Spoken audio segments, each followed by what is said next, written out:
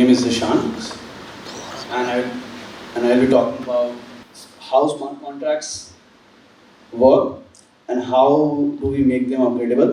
What are the fundamental idea? What are the fundamental concepts behind the upgradability? And we will be covering a short demo on basically I'll deploy an upgradable smart contract and I will try to upgrade it with the new functions and all. Right? So it will be a short demo in the end. A little bit about myself. My name is Zeeshan and I am a smart contract engineer. I work for a company called Nifty Apes. I'll talk about Nifty Apes in a while in the next slides. But a little bit about my background. So, like I said, I am currently working for Nifty Apes as a senior smart contract engineer. But before that, in my past, so I graduated in 2020 from IIT Kharagpur, and after that I joined Oracle as a backend developer, Java backend developer, and I worked there for 1.5 years. Previously, I was working at IBM Research for my internships, and then I moved full-time Web3 last year in 2022. Okay, and but the journey, as you can see, that previously I was working as a backend developer, and then I moved to Web3, so something happened in between, right?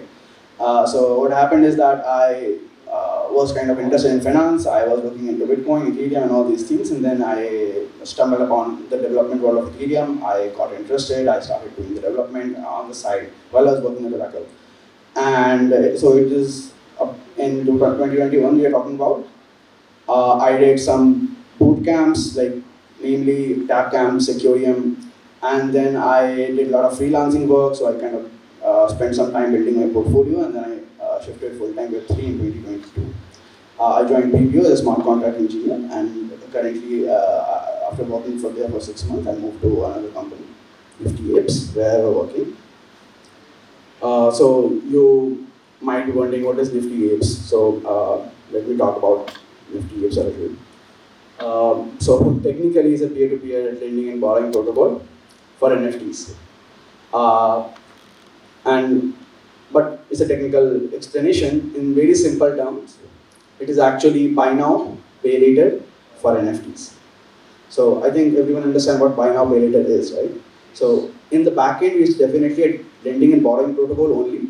So there is like peer-to-peer transaction where there are lenders in the market, in the ecosystem, and then there are buyers, borrowers in the market who are trying to borrow money using their NFTs. And through this system, we have enabled an application interface on which anyone who doesn't even have the NFT can purchase NFTs using the lender loans, and then they can pay them back later on a monthly basis or whatever the premium that has been decided, right? So that's the idea. I've shared, given below the link of the website that we have built, which is niftyapes.money. You can check them out later if you want.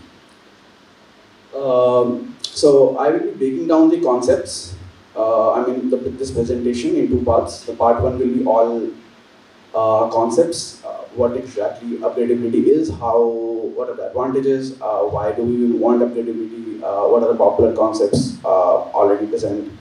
And then the part 2 will be all code, which means that, and it will be, I'll make it short because I can see from the audience as that, people haven't bring the laptop, and and I've observed in all the other talks as well, which is, I'll do a walkthrough of the code, and I will try to show you guys how we kind of can write a very simple upgradable contract, and then later on upgrade that with some new functionalities.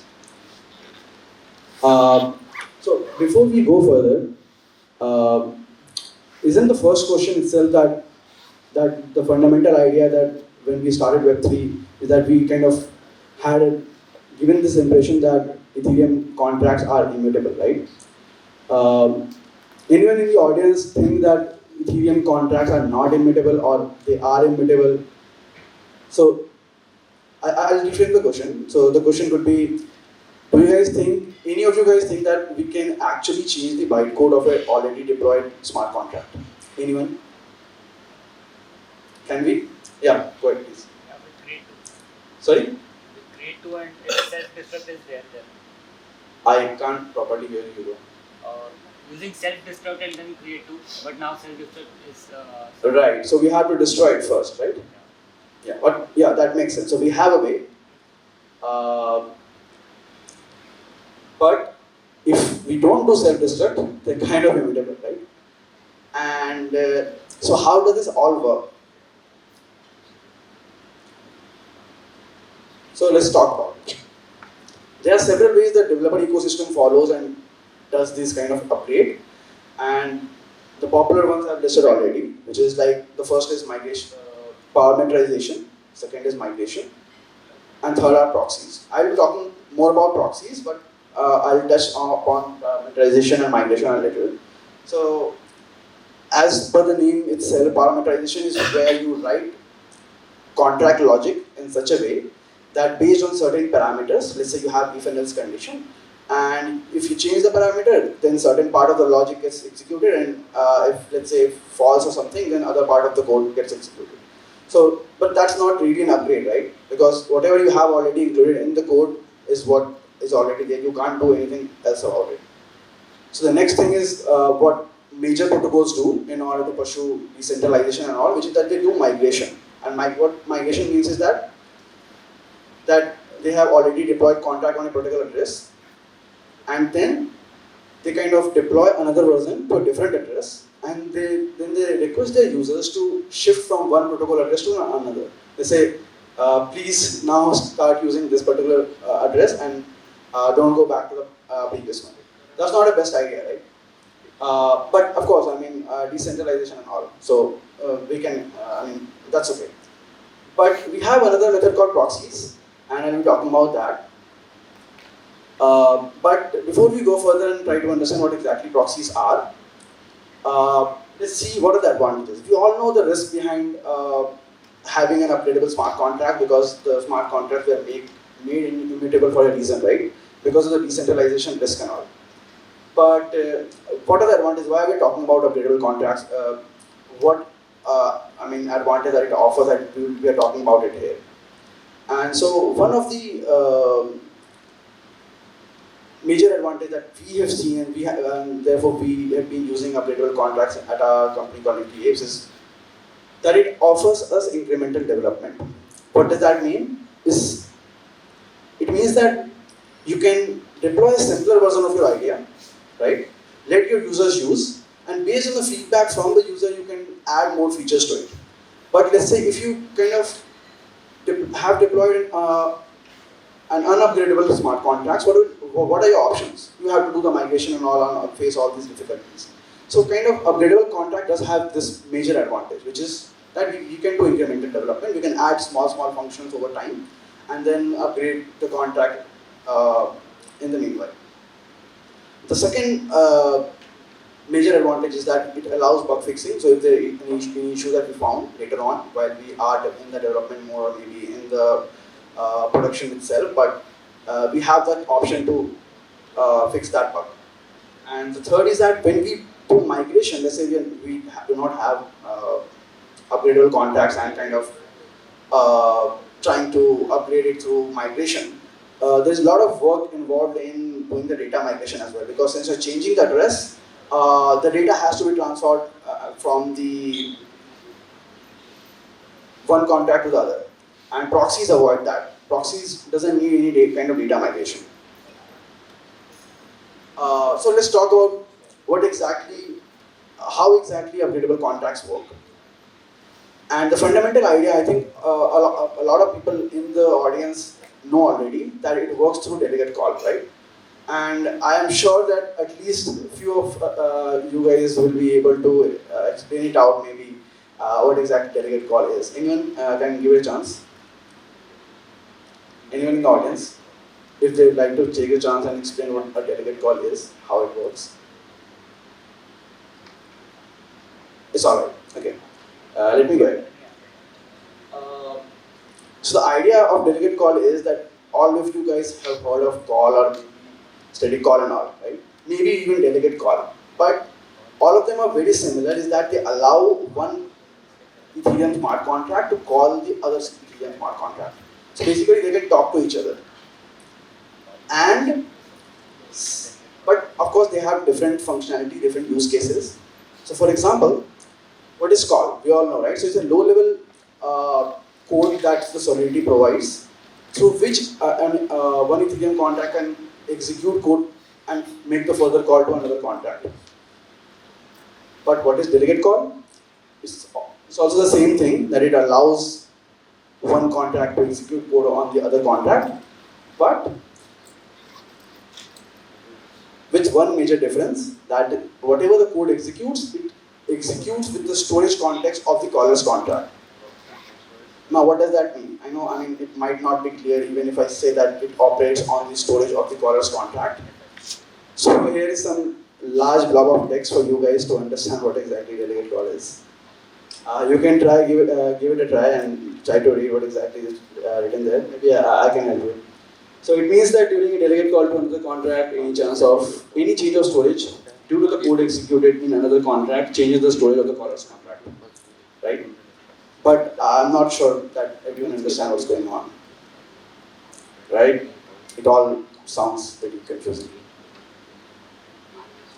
So I have an example to showcase for the people who don't have the context of upgradable delegate call. So here in this, maybe I'm not sure whether the texts are properly visible, but definitely I can assume that you can see that there are two contracts in the file, right? It's a remix interface. And you can see that there are two contracts. One is, the starting of the contract, they share the same slot, which is slot 0, right? So they occupy the same storage slot within EVM. And in contract A, we have this part of the code which is trying to kind of make a delegate call to contract B. So we have the address of the contract B, and it is making a call to the contract B and calling its change value function, as you can see here, right? So in the update value function itself in contract A, we have this value as a parameter. We take this value and we pass that value to the change value in contract B. So all this function is doing is making another call to contract B and trying to, if you can see in the contract B, this function change value, this is just one line which is trying to update the state variable value to the whatever the input has been provided, right? So far so good. Now, what do we expect the contract B to do? We expect that whatever value has been passed in, it updates the storage of the contract B, right? That's what we expect it to do, but as we can see that we are not making a simple dot call execution, we are making this dot delegate call execution. And the difference between them is, as you can see, I'm not sure whether the value is visible or not, but this is 0, basically u into 56 0, and this particular highlighted red elliptical shape is kind of has u into 5600. And I'll explain what that is. So this particular area, as you can see, is a contract A, and I have passed 100 value in the update value function. And what it was supposed to do is call the contract B and change this value to 100. But since instead of we're using dot call, we're using delegate call, this value is still 0, and this value in contract A has now changed from 0 to 100, right? Now that's what the difference between dot call and dot delegate call is that it has now operated on the storage of contract A, not contract B, even though the code was kind of borrowed from contract B.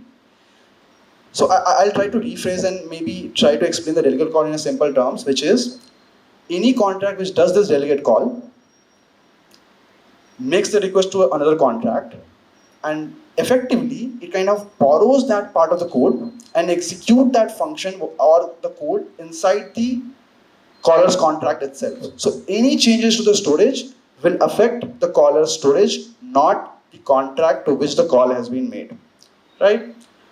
I think for the people who already understand what delegate call is, might already be aware of these things, but the people for whom this is new, let that sink in.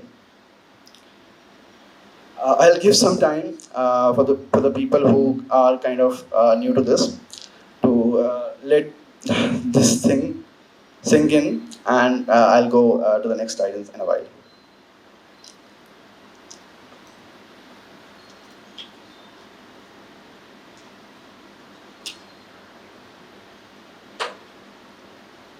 Okay. So we have understood what delegate call is, and I think I kind of have good intuition based on the faces of the audience. I can see that a lot of them understand. So let's go ahead. So how does delegate call actually helps in the upgradability at all? So let's talk about it. So in the previous example, we had this two contracts, right? Contract A and contract B. And now let's call the contract A as proxy contract and the second contract B as implementation contract. Now, these terminologies are pretty standard and is being used in the developer ecosystem, in the Ethereum ecosystem from since the start. So I'll not change them. Proxy contract is the contract to which all of our users will interact. So basically, it's our main contract. This is the address of this proxy contract is what we will share to our users, and we'll ask them to use this. Okay, whatever functionality that we have in the implementation contract will be used through proxy. The users doesn't have to know what an implementation contract is, where is it stored, and how does it work. All they need to know is that this is the protocol address and this is our interface, right? The proxy contract, I mean. So all the users of the ecosystem will call whatever functionality that we have given them to the proxy contract, and this proxy contract will delegate all these functionalities, all these calls to the implementation contract. Pretty simple so far, right? Now the proxy contract I have shown down below contains this one single function called fallback. Now I think I can assume that what fallback is a lot of people already understand, which is that any function which is kind of not present and you call that function on an address, what it does is that it fallbacks to the particular function called fallback. It's not a pure code, it's a pseudocode that I've written to simplify, but the idea is pretty clear, right? So any user which call, let's say, function 1, 2, and 3, even though they are not present in proxy, it goes to the fallback function, and the fallback function delegates its call to the implementation contract. And implementation contract is supposed to have all these functionalities. All these functions 1, 2, and 3, where you will write all your business logic, will be present in implementation contract. So far so good. We understand how what the structure of an upgradable contract are, but how do we upgrade them is the question. And in the previous slide, as you can see here, we have a proxy contract and it's kind of delegating the calls to the implementation contract, but it's delegating them through an address, right? And it must be storing that address in the contract itself. So I've not shown here where exactly the address is being stored. We will talk about it later. But the idea is that the proxy contract has somewhere stored the address of the implementation through which it's making this delegate call. So how will the upgrade work? We will just simply change the address of the implementation. So let's say we have this implementation contract 1 where we have function 1, 2, and 3. Proxy contract is kind of pointing towards this implementation. And let's say if you want to upgrade and write another version of our contract, what do? We just deploy another one, include all our functionalities there. So as you can see in the implementation contract 2, instead of having function 1, 2, and 3, we now have function 1, 4, and 5. So we have removed 2 and 3, and we have included new functions called 4 and 5. And in the upgradation process, what will happen is the address will change from 1 to 3. 1 to 2, which is we will pass in the address of the implementation contract 2 and we'll ask our proxy to upgrade that address. And our contract has upgraded. It's a pretty simple idea, I know, but when you start doing the work, you will realize how complicated it gets. But I've tried to very simplify it in as simple as possible. I mean, it's the best I could do, but let's go ahead. So as you work on upgradable smart contracts and try to do more work, basically add more functionalities over time, kind of deploy different versions, you will realize that you will face certain unexpected behaviors when you're trying to work on them if you do not have proper idea of how exactly upgradable contracts work. And these are the issues that I call gotchas. So I will talk about some of the issues that I have faced and the ecosystem has faced and come up with a very good solutions, and we'll talk about them as well. So gotcha number one is what I call storage collision. What is storage collision? Anyone in the audience has any idea? Can anyone at least explain what exactly storage collision is? I know, it kind of gets long to explain, but anyone can want to give it a try? Sure, yeah, please. So whenever, smart contract stores all the variables in a slots, and whenever you do an upgrade, if the upgrade makes the slot, whatever the already stored slot is, Right. it collides with that slot. Right. Yeah, exactly. So I'll just try to explain the same concept which Arbaz has explained in a descriptive manner. So here is it. We have this proxy contract and we had this implementation contract, remember? And like I said, proxy contract kind of stores the address of the implementation. And if we try to have this address of the implementation at the start of the contract itself, then it will kind of occupy the first storage slot, which is slot 0. And the general idea of writing any contract is that you start declaring variables at the start of the contract itself. So in any implementation contract, let's say ERC20, the way you define state variable is basically you start writing them in the start, and then they will also occupy the same storage slot starting from 0. Now this is where the issue is. Since the code on the implementation contract will kind of execute all of it execution on the storage of proxy contract, both of these variables kind of share the same slot. So any change to any of these variables will affect each other. And that's not good for us, right? It will kind of have unexpected behaviors, and we kind of want to avoid that. That's what a storage collision is. What is the solution? Well, it's called unstructured storage in the ecosystem, and it has been properly standardized and explained in this EIP called 1967. You can go through. There are a lot of other standardizations present in the EIP, but the main thing that it explains is basically it standardizes how do we calculate and change the slot of any variable to any other random slot. You can see the code, right? I'm guessing it's pretty visible. And you can see that there are two lines. One is kind of calculating the position value, and second is an assembly code which is assigning a particular variable slot to some another random slot, which is position. This string, which I've highlighted, it could be any random string, but EIP kind of has a standardized it to this particular value. But even if you try with any other random string, it will still work because we're using KJAC 256 hash. It kind of randomizes whatever has been provided and puts the storage slot as some other random value. Now, when you do that, what happens?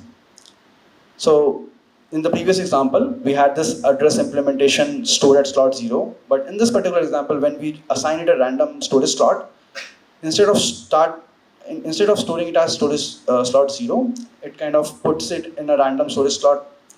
And in case of implementation, we still are using the same method, which is that we start declaring from the start of the contract, and they start occupying the storage slot 0. And now there is no collision, right? Because they are now stored at different storage slots, and we kind of, forget about whether there will be any collision or not, because it can't, right?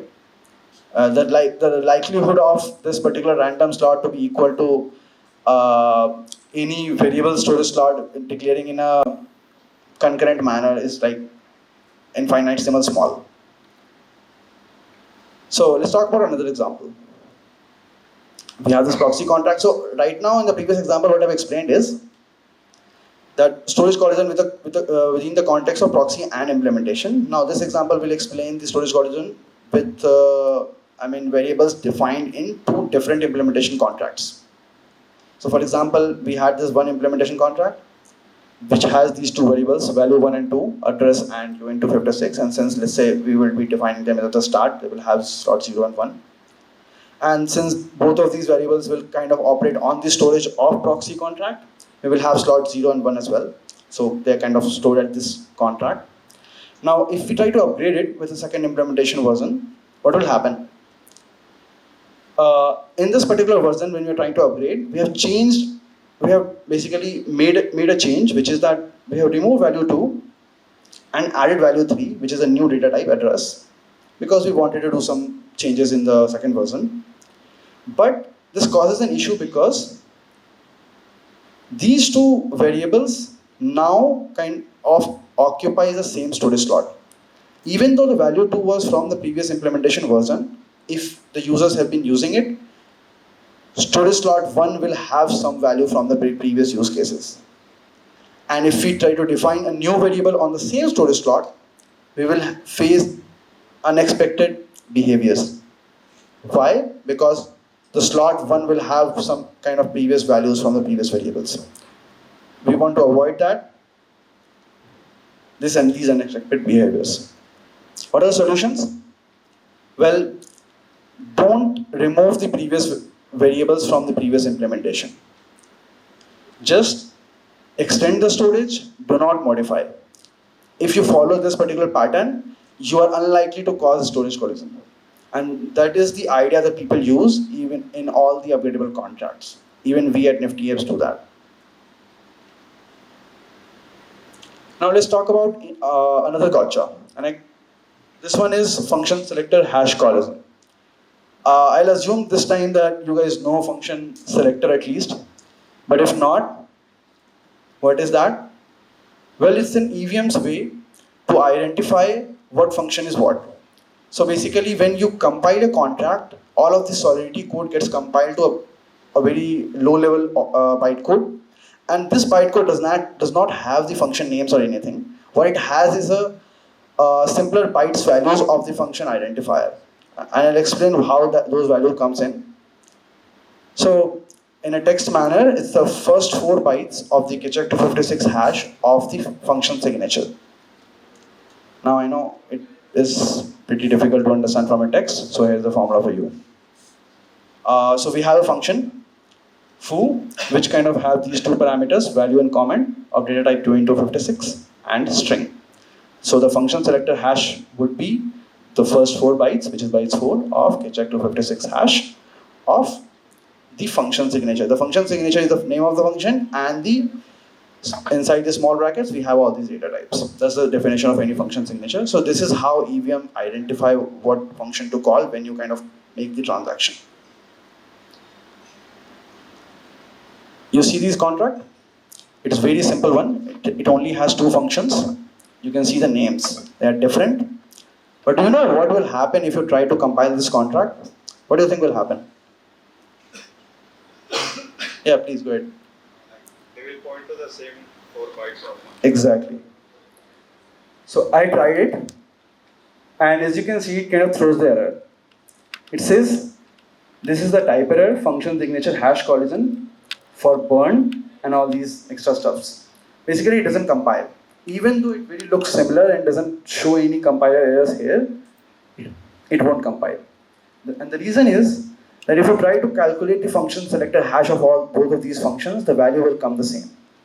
Because it's only 4 bytes, right? I mean, we will have multiple collisions with any kind of random string. If we kind of run a loop, we will always find 2 strings which will have kind of same function selector hash. So it's kind of a problem, but it is not also.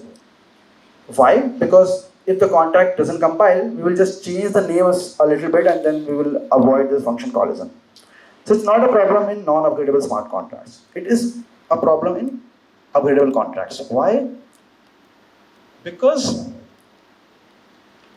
the proxy contract and implementation contract, we can have both these functions present in 2 different contracts and then they will compile.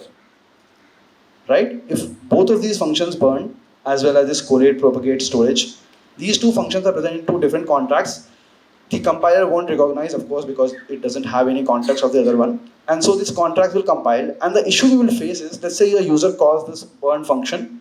What will happen? What will happen is that instead of going to the fallback function, it will go to this particular function and it will try to execute that. So it actually doesn't really delegate that to the implementation contract if there is a function selector hash collision.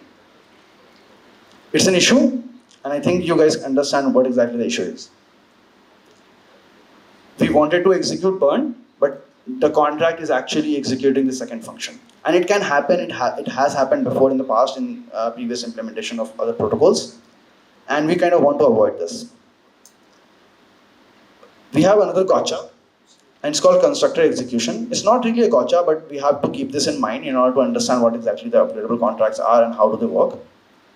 So when the constructor executes, what do we know? It actually isn't really present in the bytecode. When we deploy the contract, the constructor code gets sent as well, and it's executed at the time of the deployment. And therefore, it only operates on the storage of the deploying contract. But if we put any initialization code in the constructor of an implementation contract, all it will do is to change the storage of the implementation contract. And that's not what we want. What we want is changing the storage of the proxy contract, right? And therefore, constructor doesn't really work in implementation in upgradable contracts. So the other alternative that the ecosystem has come up with is another function called initialize. We can write any other name, but the standardized name is initialize function. And it says any general function, just that the name is initialized and it is supposed to be executed only once. It should contain the code which you were kind of trying to put it in the constructor. So now when after an implementation contract is already deployed, we call this particular function through the proxy, and therefore all the initialization will be done in the storage context of the proxy. Now I have talked about enough problems, let's talk about some solutions. Cool? I think we have some new audience, and I kind of assume that a lot of people you have missed, but I'll try my best to maybe repoint things if I see fit. So I'll throw some texts at you. Maybe some of you guys know what exactly they are, and a lot of people of you might not know. So UUPS, UPS, beacon, diamond pattern, and all these things. So what all these are is proxy patterns, popular proxy patterns in the developer ecosystem, which the ecosystem has come up with to solve whatever issue that I've explained in the previous slides. So these are different proxy patterns. They have kind of the same idea which I have already explained, but with some differences. And I'll talk about those differences in the later slides. I'll touch upon some of these proxies, but majorly I'll talk mainly about transparent upgradable proxies because that is what is generally popularized by Hard Hat, because they support kind of through Hard Hat plugins, and a lot of people already uses them. Whoever kind of use transparent upgradable contracts, they are knowingly or unknowingly using transparent upgradable proxies. But before going further, let's talk about what universal upgradable proxies are. So, like I said, it's a proxy pattern, but in all the other proxy patterns, the mechanism to upgrade the contracts are stored in the proxy contract itself, because it's not part of the core protocol.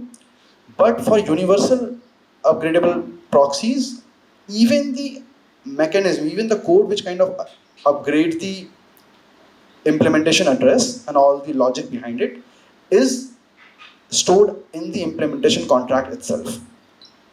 That's the idea, and that's the major difference. It kind of offers some advantage, which is that it allows for change of the logic of the upgradability itself.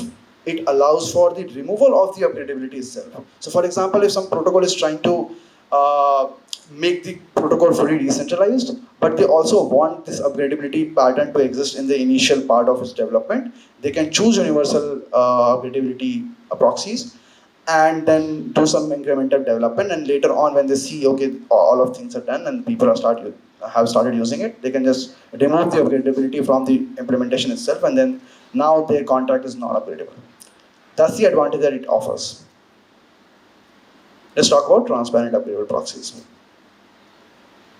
The one major difference that it has is that it has a built-in admin contract. So what does that mean is that there will be an owner of the proxy contract also, and there will be some other functionalities present in through because of the presence of this admin contract. So it has now 3 contracts instead of 2. Earlier we had only proxy and implementation, right? And now we have proxy admin as well. Why do we need proxy admin? Well, because like I explained, to avoid function collision. There are other advantages as well, but mainly the initial idea of using a proxy was to avoid function collision. And I'll explain through an example. Let's go ahead. So for example, in this example, as you can see, we have 2 functions in proxy and 2 functions in implementation. In proxy contract, we have this owner and upgrade to, which is kind of expected to return the owner of proxy, and upgrade to is expected to upgrade to another implementation address. But for implementation, we also have owner and transfer, right? They are owner function present in both of these contracts. What should we be, what do you think will happen if someone, let's say, call owner? The proxy contract will get executed, right? Because the function is already present, it doesn't delegate to implementation. It's an issue. And there could have been other solutions as well, but the ecosystem, especially transparent upgradable proxies, has kind of introduced this new proxy admin contract. And what it does is that it restricts all the proxy functionalities, like the admin functionalities, to this particular contract address. So if anyone try to call the functions present in the proxy contract, it will revert. And if proxy admin will try to call any other functions which is present in implementation, it will revert.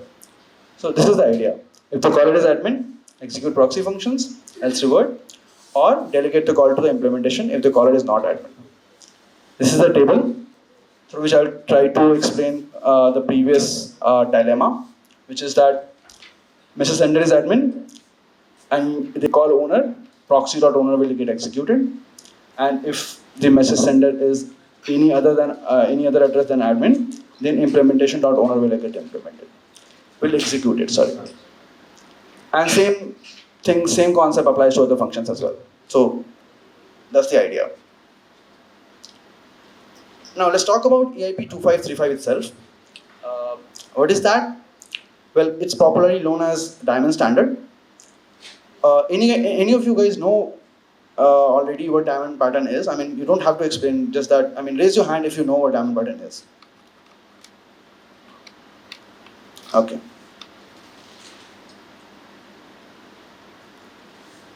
At Nifty Apes, earlier we were using transparent upgradable proxies, and now we have shifted to diamond pattern. It has all its critiques, but it has a lot of advantages as well, and I'll be talking about them. So diamond standard or diamond pattern kind of offers the same functionality which allows you to do upgrade and all. And it has the same concept, which is that proxy contract is there and implementation contracts are there. But with one major difference. And that major difference is that instead of having one single implementation, we have multiple implementation contracts which contain multiple functions in the implementation contracts. So for example, in these slides, as you can see, we have this diamond contract, which is exactly similar to proxy contract. But of course, the code will be different, but the idea is same. This is where this is the contract you will give out to your users, asking them to use your protocol. And they don't need to know what the facets are. Facets are the implementation contract, and we call them facets because the diamond standard has been proposed by someone who kind of fascinates with diamond industry and has used and changed the terminologies in order to make them confusing. But facets are implementation and diamond contracts are proxies. That's what my simplification is. So in this example, as you can see, facet 1 has 3 functions, 1, 2, and 3. Facet 2 has 4 and 5.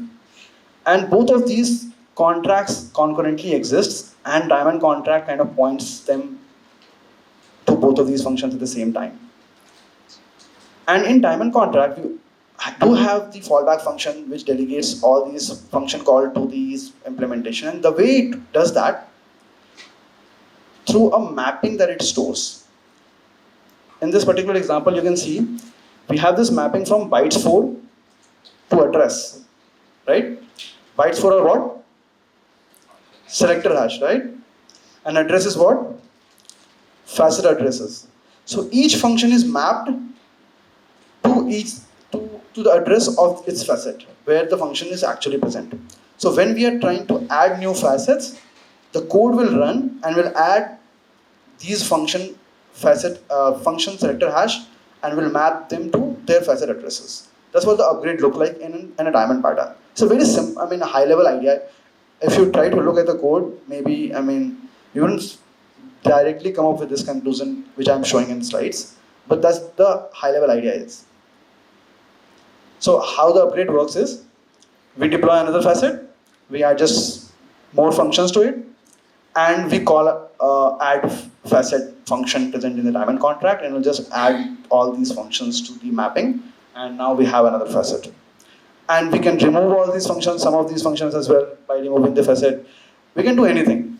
And it kind of is very powerful compared to all the other proxies, but it comes with its own issues. Well, it gets too complicated over time. I've been using it and I have been facing difficulties, and there are some reasons as well. What are those reasons? Well, one of them is storage collision. We have to always check and see that whatever variables we are defining, whatever contracts we are inheriting from the past, whatever variables are defined inside them, kind of not overlapping with, does not have any overlapping storage from other facet already present. And that's the issue. Another reason is that it does not have the full support of the community yet. It's not pretty new. It has been in existence since past 3 years. But only the author of EIP 2535 has been able to maintain and provide support. So they have a repository through which you can use diamond pattern and without changing the code of the implementation that they provide. You don't have to worry about how exactly it is implemented. You just need to worry about how you can use it to have your own diamond and deploy your contracts using that. Why would you even bother to use diamond when you have other transparent upgradable proxies and universal upgradable proxies? Well, because at Nifty Apes, I'll give my example itself. When we were trying to develop the protocol, we were kind of hitting the contract size limit all the time. So if you have been working in any startup or working with a project which kind of has a lot of functionalities and they're supposed to be deployed at one single contract, then you will always hit that limit of 24 KB size. And so basically, Ethereum kind of limits the contract size of a deployed contract. And the solution that other people use is that they kind of deploy it to another contract. So they kind of split the whole protocol into 2 parts or 3 parts, and they start maintaining multiple addresses. And that also gets complicated over time. So Diamond pattern allows you to infinitely extend the contracts and kind of, it can have 1,000 functions. Imagine that. We at Nifty have been facing this issue, and because of this particular reason, we shifted to Diamond because it allows infinite scalability. And another reason is less upgrade cost. Why? Because when you add a new facet, you don't have to get rid of all the other functions present in the other implementation contract. For example, let's say you had 10 functions already present in an implementation contract for transparent upgradable proxies, and you just want to add one single function. What do you have to do? You will have to deploy another contract, copy paste all the 10 functions, add just one single function, deploy it, and then upgrade the contract. You will have to spend the cost of the code present for all the previously existing functions as well, right? But in Diamond, you only have to pay for whatever new function that you are adding, because you are deploying a new contract, and you don't have to get rid of the previously deployed functions. Right? So I think I'm done with all the concepts. I'll be going through a short demo, and I'll try to deploy an upgradable contract, and we'll try to make some changes, and then we'll try to upgrade the contract itself. But before that, If you guys have any questions, I'm open. It's quite non-technical, but generally smart contract auditors give red flag to proxy smart contracts. So they analyze any pattern to give them red flags, like as you have mentioned, diamond pattern or something. Sorry, I couldn't get. I mean, didn't. So while smart contract auditors like proxy smart contracts, or like it's a red flag for as a safety security. Right now, since basically the idea of auditing and the writing is to simplify, and diamond pattern gets complicated over time. Even we have faced this issue, but we still are going ahead with the diamond is mainly because we want one single address where we have all these functionalities. Auditors generally, and I think Arbaz is already there, we had a discussion today morning itself. He works at Immunify, and he has been asking questions as well, which is, what are the major issues that through diamond pattern and all the other proxies. So generally, when people are building contracts, they do not start developing on diamond. Only when they face these issues, which I have explained in the slides, is when they start moving to diamond. Initially, they just want upgradable contracts. They are not facing contract size limit issue. They don't want, they're okay with the contract cost and all. So they go ahead and use other proxies. Even the auditors, they ask people, so there are different levels of, people who work and develop the smart contracts. So if you don't have too much experience, I'll recommend not to use diamond. Only if you have understanding of how exactly, let's say EVM, at least some understanding of the how Solidity contracts get compiled to EVM and how they function and what are the intricate details of those storage assignment and all, you should consider diamond. Otherwise, I'll say stay away from this. Any other questions?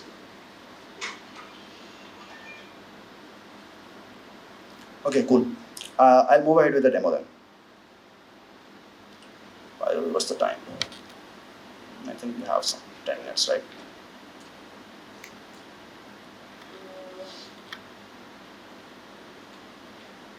So, in this demo, like I said, I'll be deploying an upgradable contract and I will be making changes to them, showing them that we can upgrade the contracts on Etherscan, and you'll be able to see those things on Etherscan. I'm not pretty sure whether these contract lines are visible to the audience. Is it? Okay, cool. Second. Okay. So the directory structure is basically Forge Foundry framework. It's actually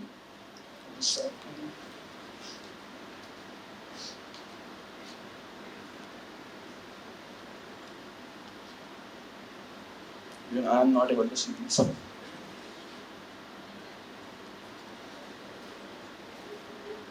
So this is the Foundry side. Yeah, it's pretty not visible. Okay, I think it should be visible by now. So the directory structure I'm using and the framework I'm using is Foundry. And in order to do the initial setup, you can follow these installation instructions from in the site, which is basically install you a command line interface called Foundry up. Okay. So if you, one sec. Right. So if you copy paste this code and execute it on your terminal, you will be able to access the Foundry up command in your terminal. I'll not go do that because I already have it. And once you have your Foundry up done, you can just simply say this one. Let me show you the terminal as well.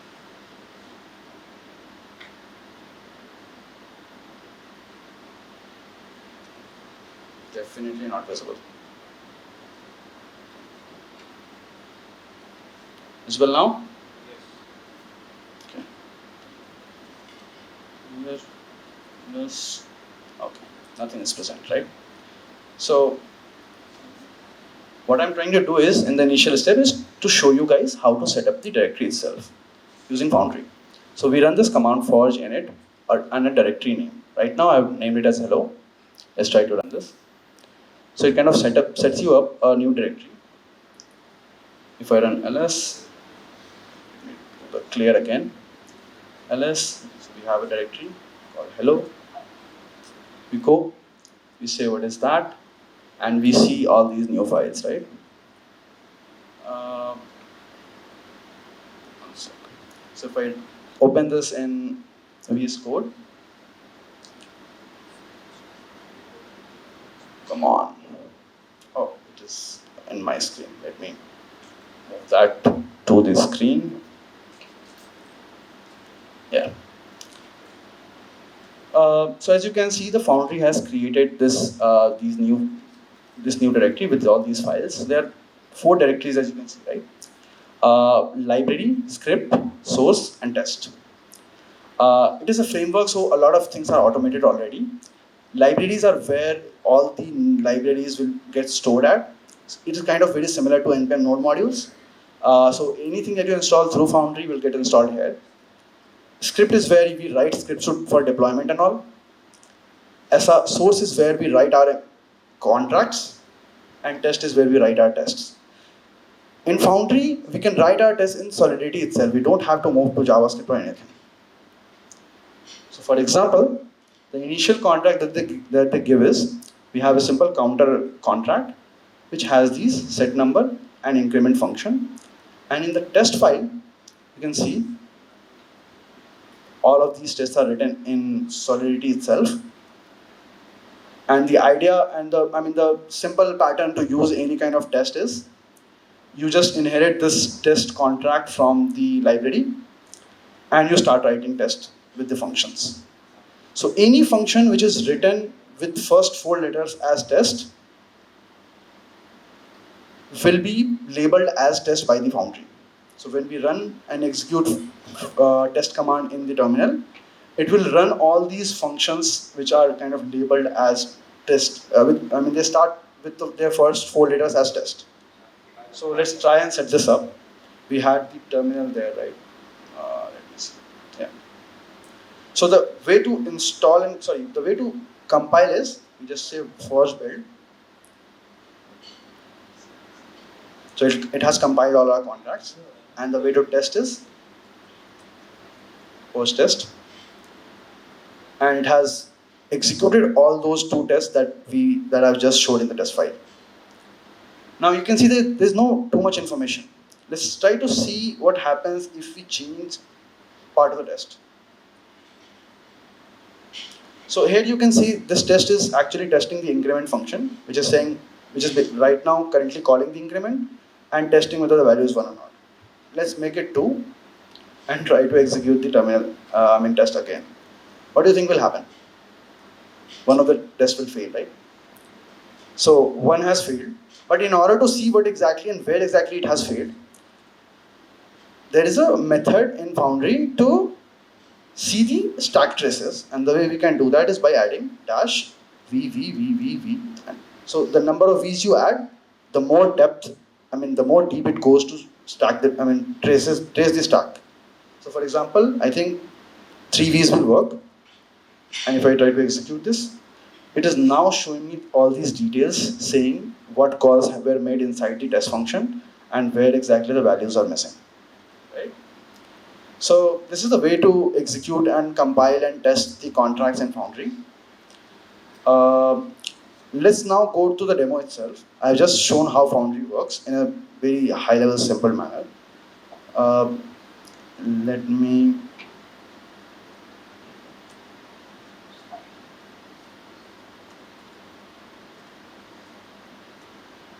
right.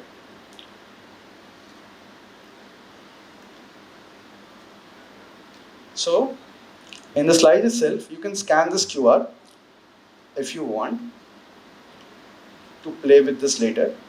So I have created a GitHub repository where I have put all my codes for whatever I'm showing right now. It has all these instructions to set up the repository and do all these things. I have kind of added all the details of how I've arrived at the current code as well. Maybe I can go through all of that, but I don't think we have time over here, so I'll try to move fast and even break things. Let's see. Let's move back to the code. Right. Let's close this because this is the older structure that we did. Now, this new directory has kind of built on the initial directory that I just showed. It has few changes only. So this counter contract, in order to try, so let's try to make it upgradable. And the way to do that is we have to write and include an initialize function, right? So I have already installed OpenZeppelin contracts in this directory, and I have mapped them to. So there's this file you can see the remappings.txt. Foundry allow you to map longer versions of the directory path to some simpler versions, right? And you can include them in remappings.txt. Then in the counter contract, as you can see, the functions are still the same, but now let's start making changes, which I have commented out. So what we need is that we need to have an initialize function. So I am importing this initializable contract from OpenZeppelin Upgradable. Let's remove this altogether. And we will add, it's pretty difficult to see on the side and do the changes. And this is the constructor you see, right? So before it was upgradable, it was kind of initializing the value to 100. And I'll replace that with this. A new function called initialize, which is using this initializer modifier from the OpenZeppelin, and all it does is that it only allows this function to be executed only once. Once this function has been executed, you can't actually execute this function again because of the code present in the initializer. It's pretty simple, you can do that without this contract itself, but you get the idea. So now only this small change allows us to make this contract upgradable. So if we deploy this right now, we'll be able to upgrade that to a newer version. So let's try that. We go to the test, and in the counter to, I think let's go to the script directly without spending too much time because I think I'm out of time, but let's see. So the way how script runs is, script works in the Foundry framework is that we write everything in Solidity itself. And so there are some, of course, library functions that we use. One of which that this function will get automatically executed when we run the force script. And we have to execute everything which we want to send to the blockchain inside these two functions, inside these two calls, vm.start broadcast and vm.stop broadcast. So it kind of broadcasts everything to the blockchain, if any call that is present between these two calls, right? So right now, you can see, right now we are deploying this counter contract and just printing the address, right? This is a simpler way to deploy a non-upgradable contract. Let's comment that out.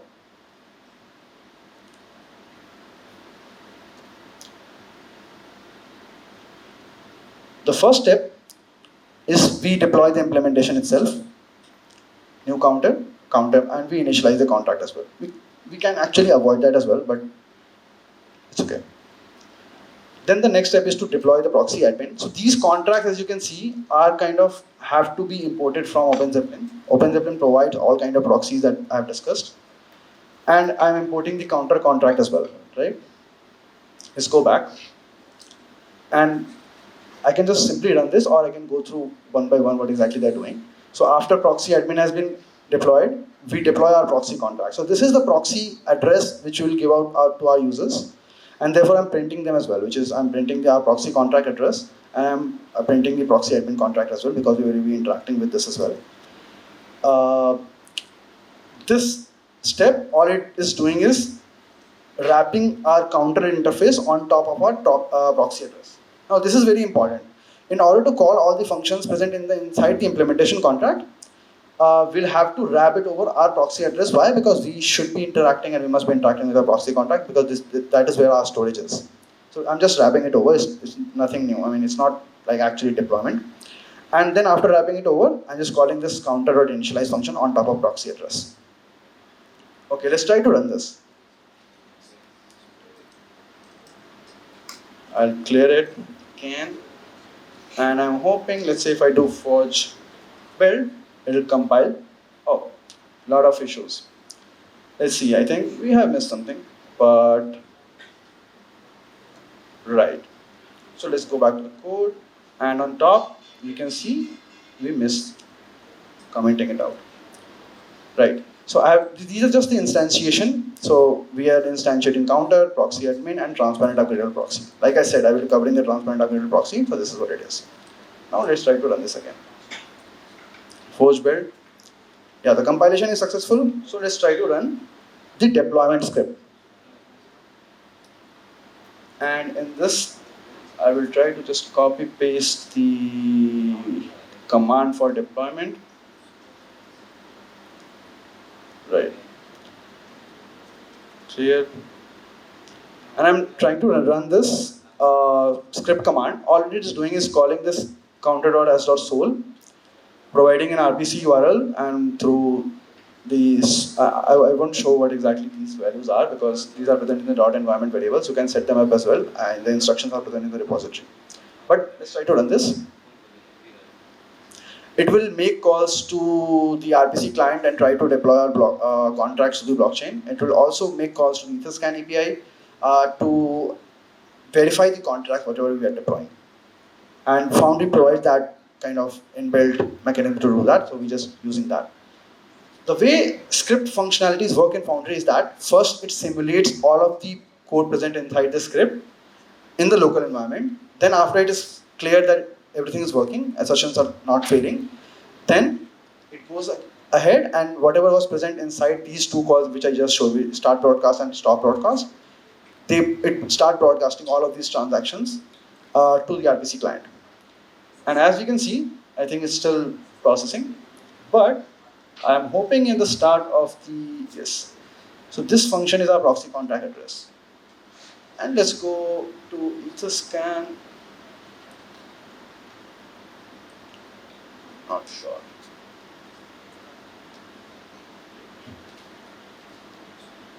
Right. Visible? No? Visible, right? No? A little bit bigger? So I paste this proxy address and I'm expecting, if the deployment is already done, I'm expecting this to have some kind of transaction, but it doesn't have really. So so I'm assuming that the contracts are still pending. No, it shows they are deployed. So let me go and check.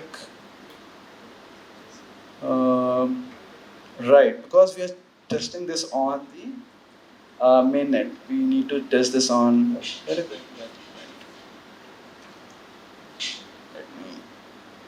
off this. So, change this to Coldly, right? We have deployed our contract to Coldly, so we will be checking there. Now let's try again. Paste our proxy contract address. We see what exactly is present. So as you can see that there are two transactions. One is a deployment and one for is initialize, right? Because we made the initialize call as well. And in the contract section of this scan, you can see firstly that the contract has been verified. We have this green tick, and it shows here that this contract may be a proxy contract. Click on more options and select is this a proxy and blah blah blah. The idea is that if you click on read contract, you won't actually find your implementation contract here because it says that there are no readable available contracts here. If you click write contracts, no. Why? Because it just can recognizes what proxy contracts are, and we'll have to change some setting in order to see our code. So we say, is this a proxy? We say verify and save. We go back to our contract address, and now we are expecting it to have the proxy interface. And if I read this as proxy, you will see now we have these functions available. Number as the public variable and this increment, initialize and set number, right? And if we can actually go to the implementation contract itself, we just can provide this address of the implementation here. We can go and check our code as well.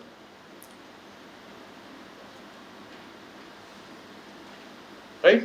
These contracts, these are our contracts. And this, but you don't actually need to interact with that. We have to directly interact with the proxy. But what I'm showing is that Etherscan provides support for implementation proxy contracts. So let's go back and try to do some changes to the counter contract and try to redeploy the contracts again. So, a second. So in the counter 2.sol, I have just added one extra function which is decrement, and I've changed this particular function from incrementing once to incrementing twice. And in the script, all I'm doing is just deploying this new contract and asking our proxy admin to upgrade this our proxy to new implementation. Here, I know, I'm going too quick, but it's about the time. So sorry for that. I wanted to explain a little bit more about what exactly and all the steps are, but since I provided the link, I hope that you guys will go if you're interested. So let me run this thing again. This time, we are redeploying to the same proxy address, but in order to do that, we will need to update our proxy and proxy admin. So let's change this. And let's go back to the terminal. We had this proxy admin as well. I hope these are the last steps. I know some of you are sleeping, I can see.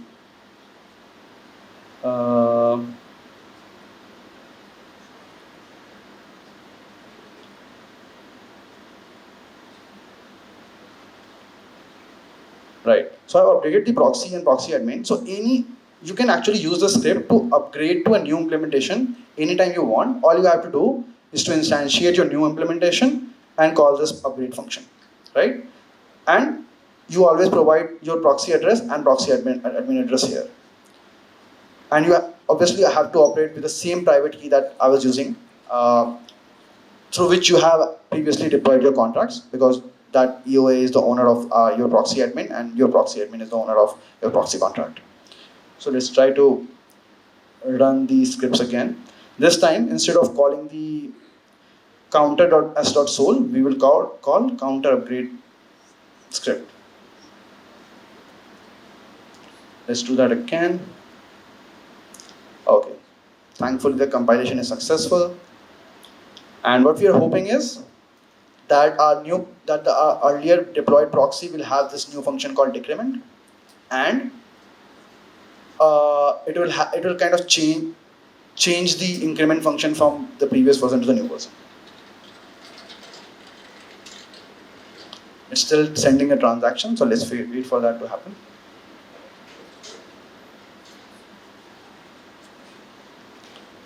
It is consuming all these gas from my private key contract.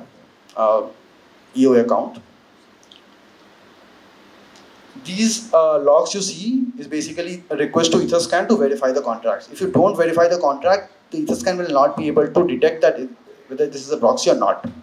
And so it is kind of required, and therefore I'm using Foundry, because it's way easier to do that in Foundry than in any other tools. So yeah, I think the execution is done. Let's go back to this particular call, right? So we can see that there are 3 functions here. Let's try to reload and hope that the new function is there as well. So I'm doing a refresh. Refresh happened or not? Yeah. It will take some time though. A little bit of time. It says that the implementation contract is not verified, which means that Etherscan is still processing to verify the new implementation contract. Once that is verified, it will show here. So let's try to refresh this again. See, now it has been verified, and we now have new function, decrement, right? So what happened? I'll just explain a summary, which is we had a contract address where we're kind of seeing 3 functions only, and now we, at the same address, we now have 4 functions. So it's a pretty simple script you can use. I've already shared the code to make your contracts upgradable. Thank you. That's all. Yeah, I'm open to questions if you have them. Yeah, I can definitely do that once again. So you can scan this QR and you can go to the repository if you want. So yeah, so thank you for all for coming. I'm glad that you guys got interested in the topic. So thank you.